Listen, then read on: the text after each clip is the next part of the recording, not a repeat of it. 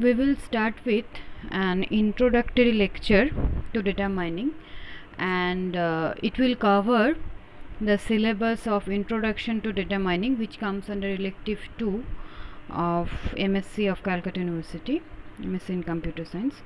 So let us begin. Just we will try to introduce what actual data mining is, and then with a series of lectures we will proceed into the details of it.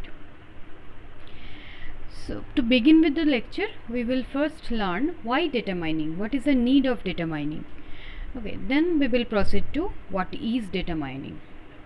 So if we have to focus on why data mining is required, we know that with the growth of this data, it is, that with at every instance of time, or every second, or rather every hour, huge amount of data is generating every day, right? So the whatever we have learned so far, the concept of database or those kind of systems are not capable enough to keep all this data stored correctly. Okay, so we have to come up with some procedures where we can identify which data are essential, which data are not essential, and we have to come up with some techniques with the help of which we can store this terabytes or petabytes of data, right? And this is the major requirement of data mining lies here, that is the explosive growth of data. Right. Now another one is, as I was telling you, that data collection and data availability, right? Data collection means we have to come up with some tools which is capable enough to distinguish between the useful data and the data which are not so useful. Okay, and we have to come up with some technique again where the data availability should be it should have ease of access, right? We should not store the data in such a fashion that to come up or to fetch those data or to work on those data, it is very difficult to access those data, right? So we have to come up with some approach where the total system is very well defined and the ease of access is there. So if we have to focus on this topic, so there should be automated data collection tools. Then database system means we will see here that it will somewhat somehow it will be there will be some difference between whatever the conventional database system we have learned so far. So we will come up with some different tools so that this database system can be modified, and that can be useful for this huge amount of data. Okay, then web computerized society, this can be the this computerized society or web can help us with the availability of data, right? Now if we have to focus on from which area this abundant data are coming, right? So it has been classified into three major categories. There may be more than that, but just to specify some designated areas, it can come up some from business, we know, or e-commerce. Nowadays, at least say we can say out of 100 people in this urban area, around 80% of people uses e-commerce, okay, rather than offline shopping and all. So e-commerce generates abundant amount of data every day, every minute, or rather every second, right? There are huge amount of online transactions, stocks, share markets, webs. So different areas are there from which this huge amount of data is being generated every day. Then science, if we have to focus on the scientific or rather the area of sciences, there can be remote sensing, bioinformatics, scientific simulation. There are so many areas from where this huge amount of data are generating. If we can say that okay, weather forecast, right? So from where it is coming? Ultimately we are just taking of the census data and we are working on it, right? If we just focus on delay tolerant network, DTN, fine, so that also is very useful form, and that is also generating huge amount of data every day. Okay. And society and everyone, if we have to say in one word, you can say the social networking site. At every moment it is generating abundant amount of data. And other than social networking site, the news channels are there, digital cameras are there. Okay, so we are drowning in data, right? And this famous line, necessity is the mother of invention, and we will see that automated analysis of massive data sets here, that how we are going to work on with this massive data set, how we are going to automatically analyze those data. We will see one by one. So if we have to just focus on this, that how this data science, or how this data science and data mining evolves, you can just go on through this. So before 1600 there were empirical science, after that theoretical science, then computational science, and now after 90s we are focusing on data science. So if you were interested to know the details of the evolution, how it evolves, you can just go through this slide, or rather I have shared ebook with you. You can go through it and you will be able to know the total how the evolution process. So here if we have to just jot down which kind of data we are working on now. In 1960s there were data collection, database creation, IEMS, network DBMS. Then relational data model came in 1970s. Then the concept of relational database management system, or rather advanced data models, came in 1980s. and 1990s data mining, data warehousing came to the scenario. We will in this section we are going to focus on in this part mainly. Okay, then in 2000 in 20th century, the stream data management and mining, and web technology, and all this, just to know that how it evolves. We are just learning the history, and if you are interested you may go to the details of it. So let us directly move to this one, that what is data mining, right?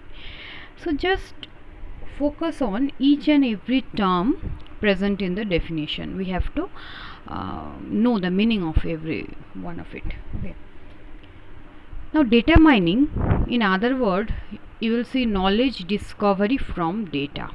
Okay, so in many of the books, or most often, rather in my lecture you will also find that we are using KDD instead of data mining. KDD means knowledge discovery in database. Okay, so knowledge discovery is our main motive.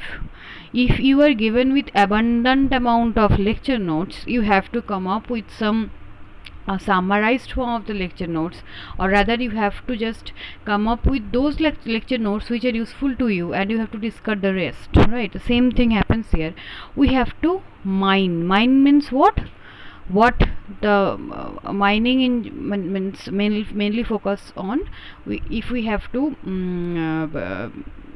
take off some precious stone or something like that, if we have to take off diamond from it, so we have to go into the details, and we have to go deeper and deeper and come up with the required precious stone which we are looking for. So same thing happens here.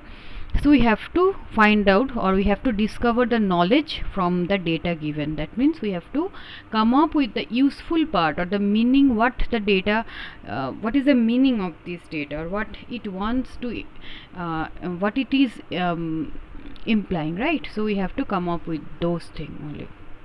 So if we have to define it more in a more elaborate way, so extraction of interesting in patterns or knowledge from huge amount of data. Now what interesting means? It should it can be non-trivial. We know what is the meaning of non-trivial is, it is significant, right? So those information or those data which have some significance, right? So you can say that, or you may ask that it will just vary with different situations, right? So it can be, one data can be significant to a particular place, it may not be significant to other place. Say we are working on say we are working on this whether it is going to rain tomorrow or not, right? So we are going to focus on this weather, whatever the data associated to the weather, right? So what is the humidity condition, what is the temperature condition, and these are the essential parts. So we are not going to focus on those data. Say in a Twitter, in a post of some celebrity, what are the what are the means replies against the tweet the fans are just posting up there, right? So we are not going to focus on it. So whatever the significant data for my situation, I'm going to take off those data only, right? It can be implicit. What is the meaning of implicit? There may be some data which is suggesting something but it is not directly defined, right? So if it is suggesting something and not directly mentioned there, so we have to means using those data we have to come up to a decision, right? So it may be implicit. Previously unknown, there may be some data or which were not known to me beforehand, so we can take off those data. So using that we can come up with to a conclusion, right? So we have got some data with which we can know something now which was previously unknown to us and potentially useful. It should be useful, right? Fine. So what are the alternative names to this data mining? Sometimes it is called knowledge discovery in database, that is KDD, knowledge extraction, data or pattern analysis, data archaeology, data dredging, information harvesting, business intelligence, etc. So these are the just by name you can understand that how useful data mining is. And information harvesting means with the help of those data we can harvest some information, we can come up with some decision, right?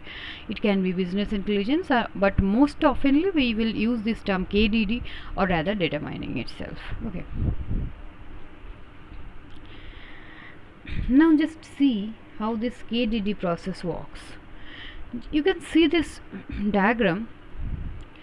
Here you will come up with some concepts called data warehouse, and if we have to just know in one sentence what a data warehouse is, it is somewhat like a huge storage area. Okay, so data warehouse stores the data which we are just from different data sources we are taking off some data. Okay, just you can see in the diagram there are several number of databases. So from there we are collecting different data and we are storing it at one place after cleaning. Cleaning means what? We are keeping off the useful information and discarding the the information which are not so useful. Okay, or rather redundant information, whatever the information which are not required, we are just discarding it, and from different sources we are collecting the data. Just we can say like this. Say we want to just survey how many people are COVID positive in our area. Okay, so if we can collect the information from different hospitals in my area, so that can be, and we can keep some useful information. There can be some redundant information, there can be some wrong information, means wrong information in the sense means we cannot determine that if a person is COVID negative and it has been it is marked with COVID positive there, that is not our goal.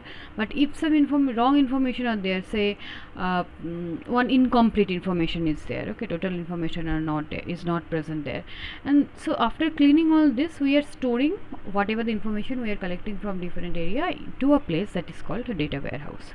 Okay, now just see Then we are moving to the next portion, that is task relevant data.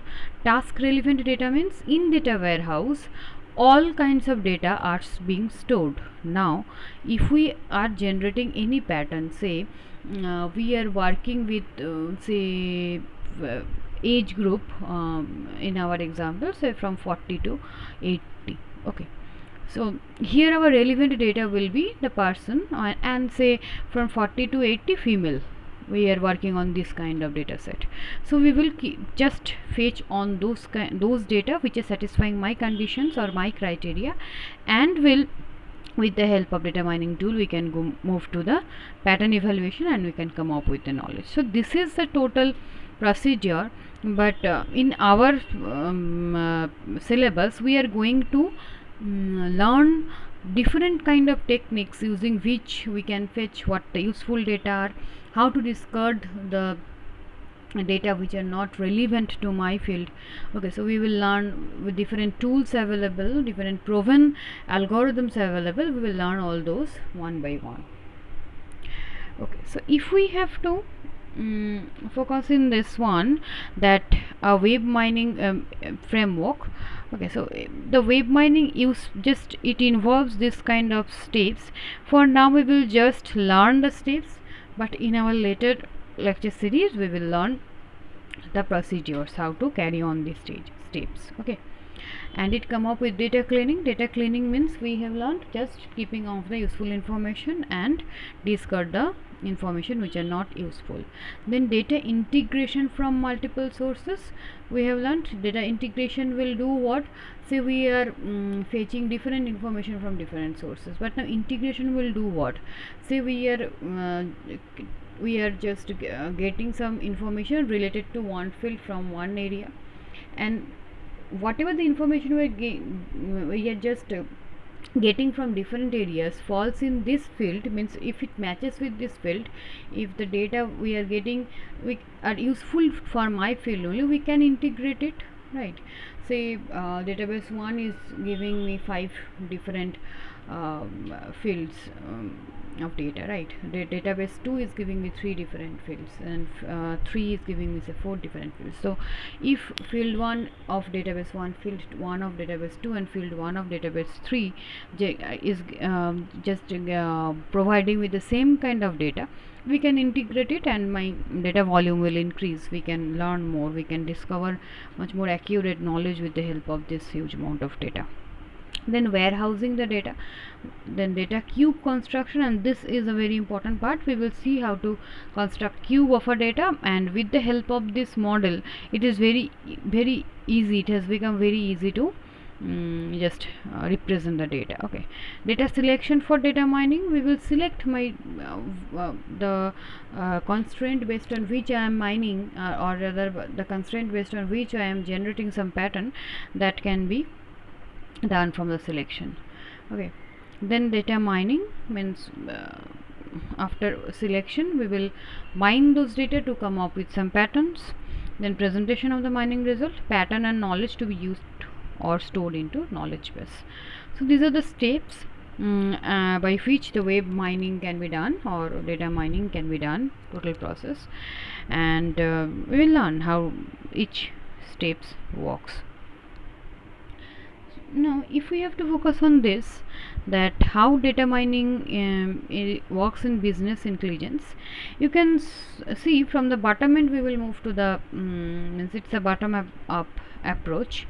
So for the business intelligence purpose, what can be the sources of data?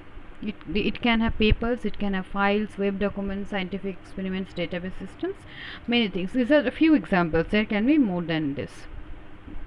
Then we will move to our next step, that is data pre-processing, that is data cleaning. Okay, data pre-processing means data cleaning, and integration after cleaning means since it is coming out of different sources, so we have to integrate the data and store those in the data warehouse. After cleaning the data from different sources, after integrating, we are going to store it in a data warehouse only. Then data exploration. So if we have to explore the data whatever we have got, So it should have some statistical tool with using which we are going to explore our data. Okay, then querying and reporting. So we will see how it works, what are the tools available in data exploration.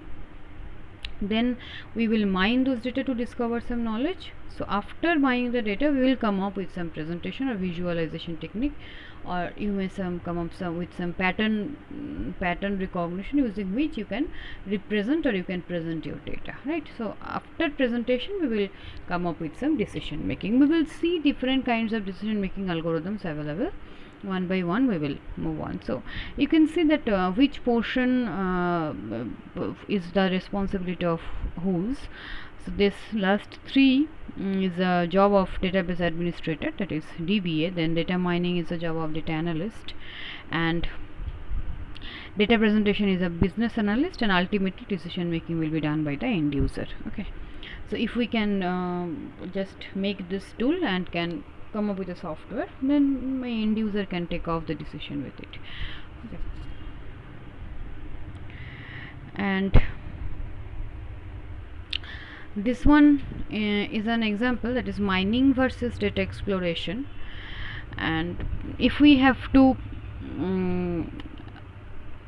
tell in concept of or in view of business intelligence, then you will see that there will be data warehouse, data cube, reporting, but not much mining. Okay, so here in case of business intelligence view, so my data exploration will work more. So from the warehouse, using the data cube concept that we will learn in detail, we can come up to the reporting part. Okay, but we are not going to mine in it, because in case of business intelligence, if we are working on some, say, people's feedback or like this, so we can come up with directly with the reporting part. Okay, and some more examples are given, and let us move to the next one. Just see here a typical view from machine learning and statistics is given. So if you have to define this KDD process, or knowledge discovery of database process, with respect to machine learning and statistics.